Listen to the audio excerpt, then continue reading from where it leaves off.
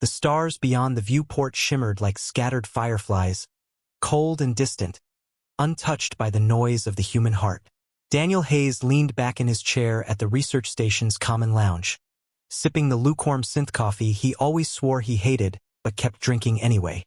He was a man of small habits, and in the vast stillness of a frontier outpost orbiting a lifeless moon, habits were what kept him sane. The station was quiet this evening, most of the crew tucked into their quarters or buried in reports. Only one other figure shared the lounge with him, Lyra. She was alien, though Daniel found himself using that word less and less when he thought of her. Her people, the Zanari, were not so different from humans at first glance. Humanoid in shape, with expressive faces, hands, and voices that carried laughter as easily as sighs. But they were distinctly other. Their skin bore soft patterns that shimmered faintly under light, like the ripples of moonlit water.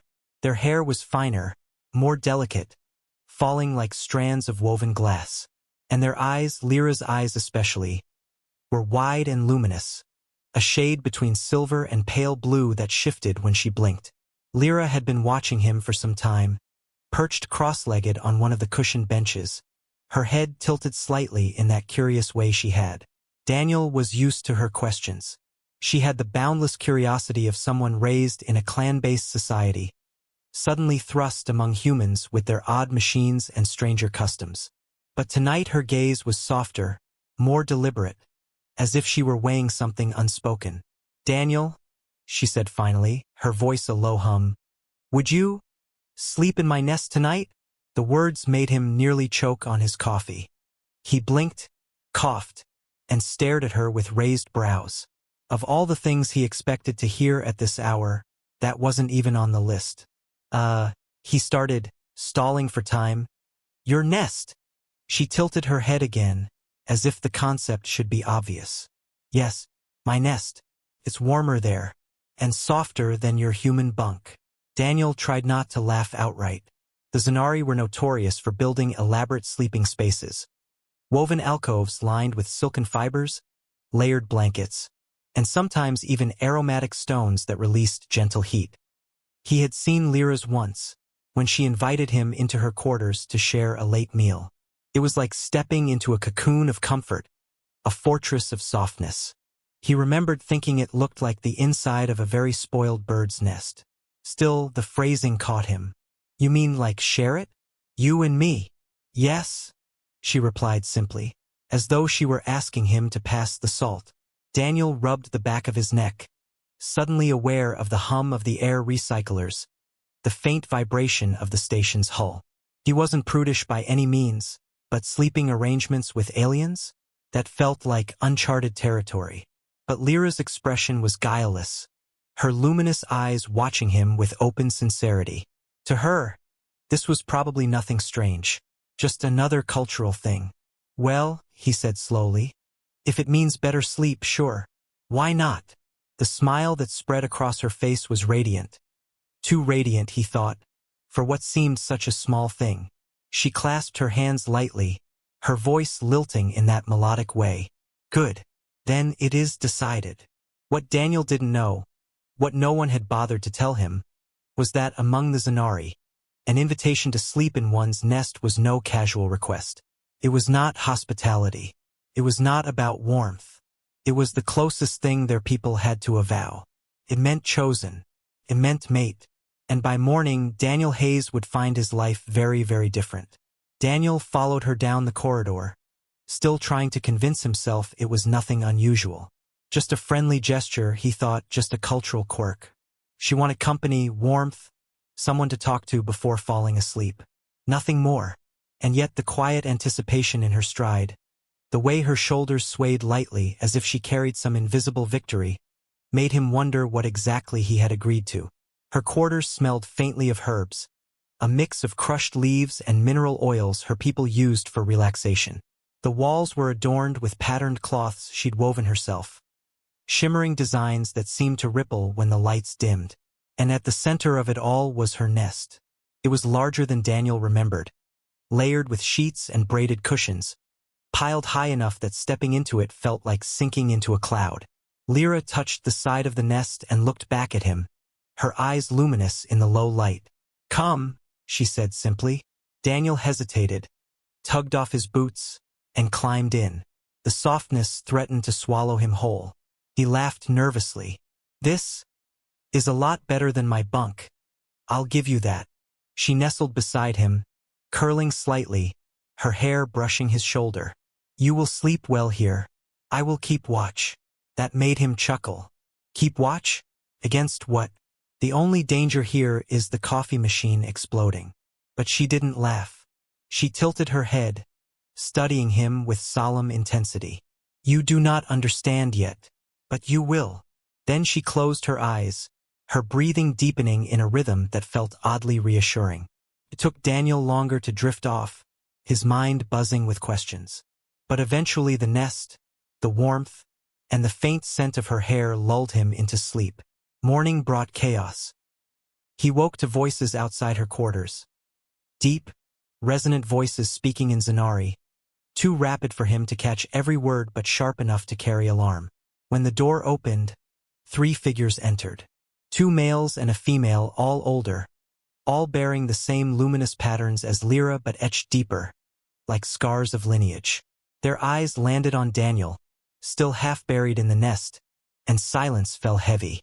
Lyra stirred, sat up, and without hesitation placed a hand on Daniel's chest. A gesture of possession, of claim. She spoke firmly in her tongue, her tone brooking no argument. The elders exchanged glances. One of the males made a sound halfway between a growl and a sigh. Daniel sat up awkwardly, rubbing the sleep from his eyes. Morning? Did I miss the memo about a family visit?" Lyra's voice softened when she turned to him. "These are my kin. They have come to witness." "Witness what?" She smiled faintly, her silver blue eyes glowing in the light. "Our choosing." The words knocked the breath from his lungs. "Choosing? What choosing?" She seemed puzzled by his reaction. "You accepted my nest. You stayed the night. That is the vow." Daniel froze, brain stalling as if someone had pulled the plug. "Vow? Nest? Mate?" His mind raced. "Wait, hold on. Are you saying that was marriage?" The 3 elders stiffened at the unfamiliar human word, but their expressions left no doubt. To them, yes. Daniel ran a hand down his face. "Oh hell." The eldest female stepped closer, her voice deep and resonant. "If he is truly chosen, he must prove it. The tests will decide." "Tests?" Daniel croaked, looking between them. "What tests?" "Look, there's been a huge misunderstanding." But Lyra's hand remained firm against his chest, her expression steady, almost fierce. "Do not fear, Daniel. You will prevail." He groaned inwardly. He hadn't even had breakfast yet. The Zanari elders wasted no time. Word spread quickly through the station, and by midday, Daniel found himself standing in the great assembly chamber, a space the clan had converted from one of the unused hangar bays. The walls were draped with woven banners that shimmered like liquid metal, and the air hummed with the low murmur of dozens of voices. He'd never seen so many of Lyra's people in one place before, their luminous eyes fixed on him, weighing, judging, curious. Lyra stood proudly at his side, her hand brushing his arm now and then as though to remind him she was there. He leaned toward her and muttered under his breath, "You're going to explain all of this later, right?" Her smile was serene. "Later. For now, be strong." Easy for her to say. Daniel felt like a bug under a magnifying glass. The eldest male, a broad-shouldered figure with markings that shimmered dark blue, stepped forward and raised his hand. The chamber fell silent.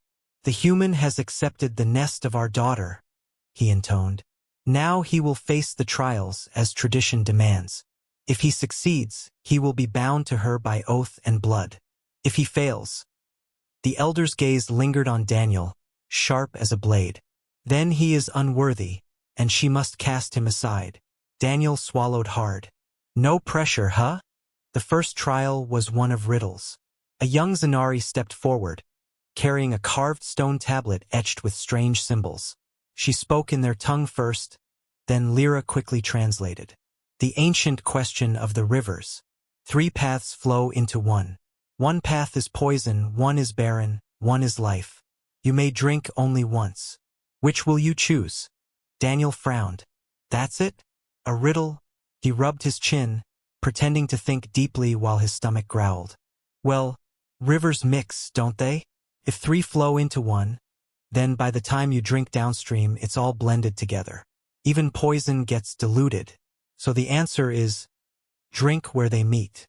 A hush fell over the chamber. The Zanari stared at him, blinking. Then the riddle keeper bowed her head. He has solved it. Daniel blinked back. Wait, really? That was it? I was kind of just guessing. Lyra's smile widened, her eyes glowing with pride. Backward human logic, she whispered. The next trial was one of endurance. They led him to the training ring, where seasoned clansmen were waiting. Daniel's stomach dropped when he realized what was about to happen. They want me to fight? He hissed to Lyra. Not fight, she said. Endure, which turned out to mean sparring against 4 opponents, one after the other, until he either yielded or collapsed. The first opponent lunged fast, sweeping Daniel's legs, and he went down hard. The crowd laughed. His ribs ached, but he got back up. The second opponent shoved him across the sand, leaving him winded. He staggered to his feet anyway. The third struck with such force his vision went white, but he dug his boots into the ground and refused to fall. By the time the fourth came at him, Daniel was barely standing. But when the final blow sent him sprawling, he crawled back up, swaying on his feet, and raised his fists again. The chamber erupted with approving cries. To the Zanari, it wasn't about skill. It was about will. And Daniel, stubborn fool that he was, simply refused to stay down. By the time they hauled him from the ring, Lyra was at his side, steadying him with both hands. Her touch was firm, grounding. You endured, she said, her voice trembling with pride. Daniel wheezed out a laugh. Or maybe I'm just too dumb to quit. The final trial came later that evening. They sat him before a steaming bowl of something that smelled faintly like molten rubber mixed with pepper spray. Lyra whispered softly, "It is the root of the fire fern. Only those strong of spirit can eat it." Daniel stared at the bowl. His stomach clenched. He'd survived college dorm food. How bad could it be? He scooped a spoonful into his mouth. The fire hit instantly. His eyes watered, his throat burned, and every nerve screamed at him to spit it out. But surrounded by expectant Zanari, with Lyra's gaze fixed on him, he forced himself to chew, swallow, and go for another bite. Then another, and another. His body shook, sweat dripping down his face, but he cleared the bowl. The chamber roared with approval. When it was over, Daniel slumped back in his seat, half-conscious, his lips numb and his insides aflame. Lyra knelt beside him, brushing the sweat from his brow with gentle fingers. Her voice was soft, reverent. "You have passed. They will never doubt again." Daniel managed a weak grin. "Glad to hear it, but next time, I'm ordering the salad." Daniel tried to laugh it off, to tell himself it was all just some grand mistake. A cultural tangle he'd somehow bumbled through by sheer stubbornness and bad luck. But that night, as he lay once again in Lyra's nest, because she had insisted, and because he was too exhausted to argue, something shifted. She curled close beside him, her luminous eyes watching him through the dim glow of the room. He could still feel the heat of the fire fern root in his chest, but her presence was oddly calming. She traced a finger absently along the back of his hand, her touch featherlight. "You are different from the others," she whispered. Daniel chuckled hoarsely. "That's one way to put it. Most humans don't sign up for surprise endurance matches or alien food that feels like eating lava." She tilted her head, studying him as if he were some rare constellation. "You do not boast. You do not seek glory. Yet you win. Not with strength, but with spirit." He didn't know what to say to that. Compliments always left him flustered, especially when spoken with such disarming sincerity. So he defaulted to humor. "Spirit, huh? Maybe just plain stubbornness. My old coach used to say I had a head harder than a rock." Her lips curved in a small smile, but her gaze lingered, searching, as if she saw something he couldn't see in himself. He turned away, staring up at the ceiling, pretending not to notice how close her warmth was. Over the next days, Daniel tried to convince the clan it was all a misunderstanding.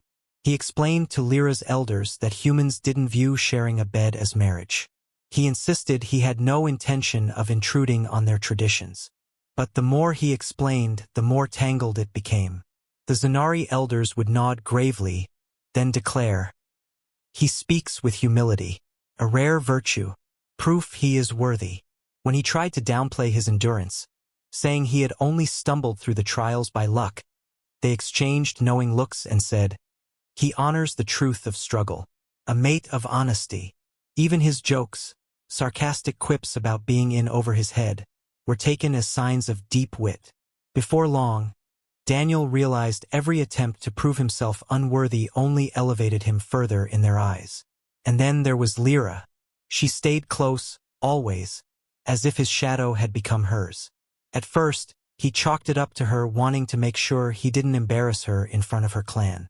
But the way she looked at him, the way her laughter softened when he told stories about Earth, about the silly things humans did, like singing in the shower or eating ice cream too fast and getting brain freeze, it wasn't duty. It was something else, something deeper. One evening, after a long day of tests he hadn't even realized were tests, like identifying the scent of rare herbs or walking a balance beam strung high across the chamber hall, he found himself sitting on the edge of her nest, watching her weave. She worked with glowing fibers that shimmered under her fingers, creating patterns that seemed alive. "What are you making?" he asked.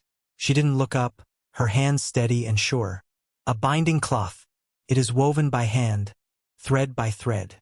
It records our bond." Daniel blinked. "Our bond?" "Yes," she said simply, as though there were no question. "When it is finished, it will be ours. It will be passed to our children, and their children after." His mouth went dry. "Children? Whoa, hold on, we're not even—" He stopped, realizing her people probably didn't even have a word for taking it slow. She lifted her gaze at last, her luminous eyes steady, calm. "Daniel Hayes, you may still think this is confusion, but my people see truth when it is before them. And so do I." He opened his mouth to argue, then closed it again. Because the truth was, her words didn't scare him the way they should have. They stirred something else instead, something warm, something dangerous. That night, as he lay awake while she slept beside him, Daniel admitted to himself what he had been avoiding. He liked her, more than liked. And if he wasn't careful, this misunderstanding might just become the truest thing in his life. The final test came without warning.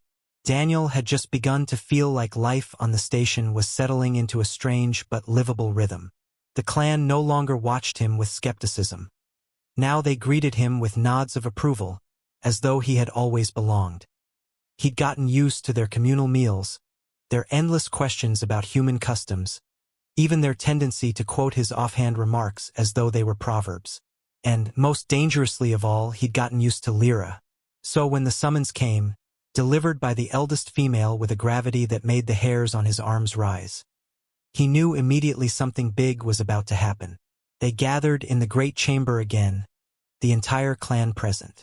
This time, there was no riddle stone, no sparring circle, no bowl of fiery root waiting for him. Instead, at the center of the room stood a great vessel carved of polished stone, filled with shimmering liquid that caught the light like molten silver. Its surface rippled though no one touched it. Daniel leaned toward Lyra and whispered, "Please tell me I don't have to drink that." Her expression was solemn. "Not drink. Choose." The eldest male stepped forward. His voice was low, commanding, reverberating through the chamber. "Human, you have endured our trials of wit, of strength, of spirit. But one remains, the trial of truth. Here lies the waters of binding. Once only our kin placed their hands within, but in rare times a stranger may be tested. If you place your hand in and withdraw, the bond is false, and you must leave our daughter forever. If you place your hand in and the waters do not reject you, the bond is true, and you will never be free of it." Daniel felt his throat tighten. He turned to Lyra, searching her face for some hint of doubt, some sign that this was too much too soon. But her gaze was steady, luminous, filled with something that made his chest ache. He whispered, "What if it rejects me?" Her hand found his. "Then you walk away, and I will endure. But if it accepts you, then you are mine and I am yours. No more questions. No more doubt." The silence in the chamber was crushing. All eyes were on him. For a heartbeat, Daniel thought about running, about laughing it off, about insisting again it was all just a mistake. He wasn't ready for this. He was a researcher, a wanderer, a man who drank bad coffee and stumbled his way through most of life. Not someone's chosen mate. Not the answer to an alien clan's expectations. But then he thought of her laugh when he'd told her about Earth's rainstorms. The way she'd leaned closer to listen when he spoke of oceans she'd never seen. The way she looked at him now, not with demand, but with hope. He stepped forward. The vessel shimmered, the liquid silver casting shifting light across his face. He took a breath, plunged his hand into the waters, and braced for pain. Instead, warmth, a deep, resonant warmth that spread up his arm, into his chest, as though the water itself recognized him. The surface rippled, glowed brighter, and then stilled. When he pulled his hand free, the liquid clung for a moment before falling away, leaving faint patterns of silver light across his skin. The chamber erupted in sound. Not laughter, not scorn, but a chorus of voices raised in approval. The elders bowed their heads. The clan's judgment was clear. Lyra stepped forward, her eyes shimmering with unshed tears. She touched the glowing patterns on his hand, her fingers trembling. "It has accepted you. You are chosen." Daniel stared at her, words catching in his throat.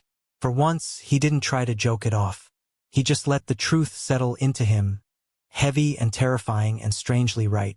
"I guess," he said softly. "That makes me yours." Her smile was radiant, her voice steady. "And I yours." The clan's chorus rose again, filling the chamber with resonance, but Daniel hardly heard it. All he saw was her. All he felt was the warmth in his chest that no amount of denial could smother anymore.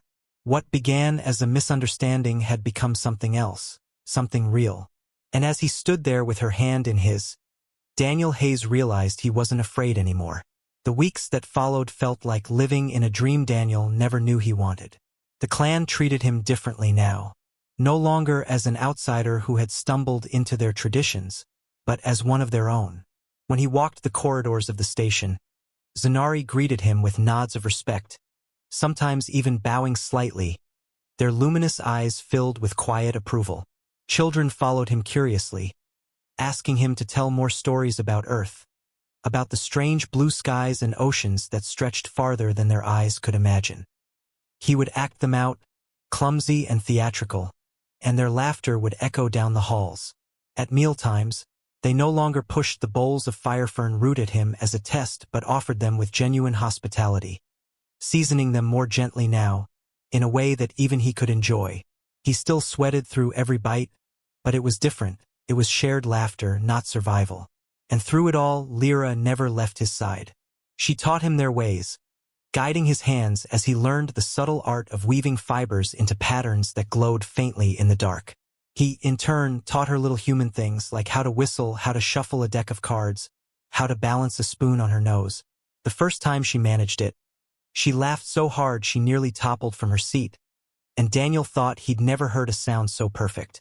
Some nights they would sit in her nest, her head resting on his shoulder, and she would ask endless questions.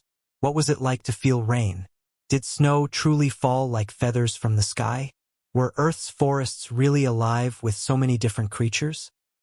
He would tell her, painting pictures with words until her eyes glowed with wonder, until he too could almost smell the wet soil and hear the rustle of leaves. And when silence fell, it was never uncomfortable. It was warmth, trust, something that didn't need words. One evening, as the lights dimmed to mimic night, she brought out the binding cloth she had been weaving. It was finished now, a tapestry of glowing patterns that seemed to shift and ripple as if alive. She draped it gently across their shoulders, the threads warm against his skin. "This is ours," she said softly. It will pass to those who come after us. It carries the memory of what we have chosen. Daniel stared at the cloth, then at her. He thought of how it had all started, with a simple invitation he hadn't understood, with a misunderstanding that should have ended in disaster. And yet here he was, wrapped in something that felt more real than anything he had ever known. "I never expected this," he admitted, his voice low. "But I'm glad it happened." She leaned closer, her forehead touching his. "As am I." Outside the station, the stars burned cold and distant, indifferent to the lives unfolding beneath them. But inside that small, glowing nest, a bond had been forged, between human and Zanari, between Daniel and Lyra, that no silence of space could erase. And though neither of them could know what the future would bring, what challenges, what trials, what journeys, the truth was simple. They had found each other, and that was enough.